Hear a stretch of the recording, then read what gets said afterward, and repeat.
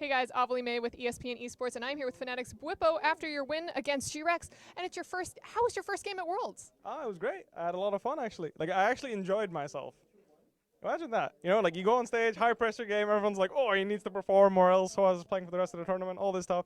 And I had fun.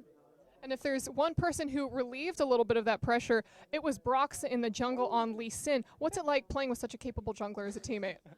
I mean, honestly, Rox has been a hero for the entire year. I think he's a role model teammate as well as player, as well as friend, as well as, you know, like this you can't say enough good things about Broxa. That's a fact. And you came in, you subbed in today, first day at Worlds, and you came in for Soaz, but Soaz wasn't playing anything too shabby. So what makes you coming in different with the team? I think Soaz has been performing extraordinarily well. Like he's been smurfing basically. The main reason we had a chance against Invictus was Soaz. So I feel like what people don't understand is the reason I came in now is because it felt like it was most appropriate to prepare me, give me some experience, you know, warm up on stage, not feel too nervous when I come into the later stages. Hopefully, you know, maybe quarterfinals, semifinals. You never know. So basically, just even into the next week, just giving me this one game to try and get used to the stage, get some experience on the board, and you know, make sure the team's comfortable playing with me as well was the main reason. Nothing to do with his performance because it was amazing. Has been in practice. That's the reason why he started as well. So all in all, I think most people should stop comparing us and start adding us up together. That's what I would like. It's not about, oh, it's Bwipo or Soaz. We're together in this. We're both trying our hardest to win the game, win as a team, and we're a six-man roster, so we're both part of that. So when I was not playing, I was just trying my hardest to support the team, right? Just have big smiles all day, make sure everyone feels the energy, is going in happy, everyone's satisfied with whatever our plan is into the game, talk to everyone, run through everything, just, you know, basically an assistant coach. And then when I am playing, I just, you know, play the game, I guess.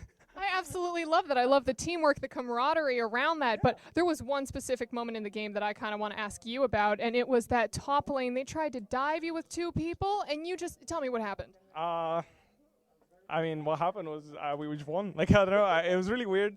I was actually pretty scared because we knew it was coming. So I was trying to get caps, you know, trying to communicate, you know, can you TP? It's like, I don't know, I probably can. And I was really scared. And then when they started going for it, the wave hadn't even crashed yet. So I was really surprised.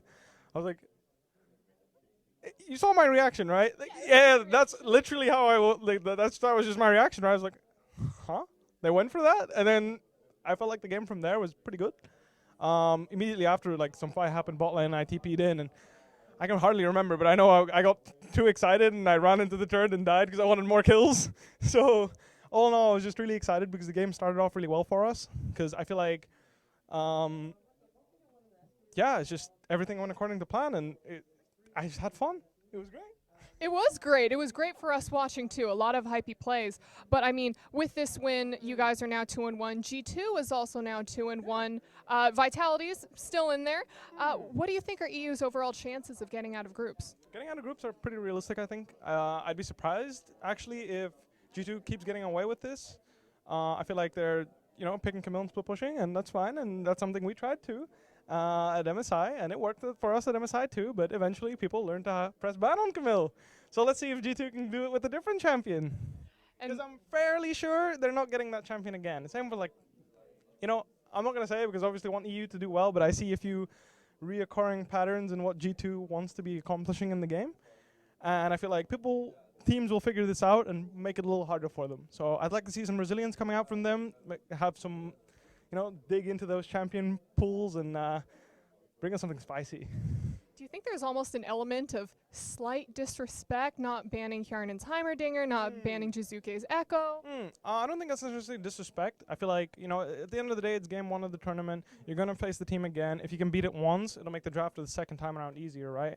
So, yeah, it's disrespectful in the sense that you could do it, but I feel like Echo is way more of a niche pick, and it's not like he had incredible success playing it throughout the OLCS, so I can see that. Hjarnen's Heimer, on the other hand, yeah, that was pretty. I don't think that was necessary. You could have just banned it, you know. Yeah. Now, EU having some success, but a region that's falling a little bit behind NA. Do you have any advice, or what do you think your Western brothers can do to kind of help them pick up a win? I think last interview I had, I said something like, we're playing our style, so like, you know, Europe's doing the crazy stuff they do. You know, like Vitality just goes crazy, always. G2 goes crazy sometimes, and we're pretty slow. In that sense, I think that NA could profit from just doing what they're good at, finding something they're good at and sticking to it. So like, for example, TL is actually doing pretty well by just playing around their dragons, right? It was 2 losses because, you know, there was some unfortunate business, but in the end of the day, the early games were fine, I think. It's not where they lost the games. So if they shore up their mid game a little bit, I'm sure they can be contenders to, you know, take a game off another team. I think it's MAD they're playing right now, so I wouldn't be surprised to come back with a win from there, given their performance. But, you know, I think it's difficult to say because I'm not too well versed in AA teams, but, you know, in EU, the teams that we were always playing against had really distinct styles. It's like Vitality had their, well, how do I even call it at this point? You know, like they just fight. When it's bad, they fight. When it's good, they fight. They always fight. And then you have G2, which is all about their side lane, the solo laners, right? So we knew how to deal with that, which is why we came in as the first seed. And I feel like other teams will learn that. And I'm trying to find that in NA as well. You know, just TL can play around doublelift if that's what they like. That's fine. Try and get a draft that'll work, like that works out for you. Put Pobelter on something a little more Pobeltery. You know, try pull out the Malzahar maybe. I know that's worked for him in the past.